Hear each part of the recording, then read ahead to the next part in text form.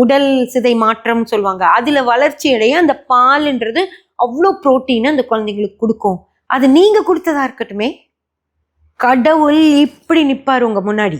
சொல்லு உனக்கு என்ன வேணும், நான் செய்யறேன், சொல்லு உனக்கு என்ன வேணும், சொல்லு சொல்லு, ஏன் நீ என்ன என்கிட்ட ஒண்ணுமே கேட்க மாட்டேங்கிற அப்படின்னு சொல்லி உங்ககிட்ட கை கட்டி நிப்பார்.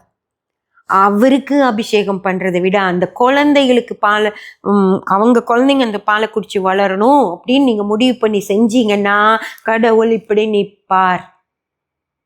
புரிஞ்சுதுங்களா?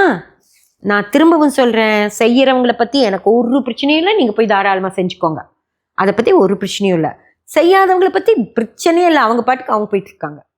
நடுவுல இருக்கிற அம்மா செய்யணுமா, அம்மா கும்பிடணுமா, அம்மா விரதம் இருக்கணுமா, இந்த விரதத்தை பத்தி சொல்லுங்க, அந்த விரதத்தை பத்தி சொல்லுங்க, அந்த கடவுளை பத்தி சொல்லுங்க, இந்த ஜோதிடரை பத்தி சொல்லுங்க, அப்படி எல்லாம் கேட்குறீங்கள, என்ன பண்றதுன்னு தெரியாம அவங்களுக்கு தான் இந்த பதிவு.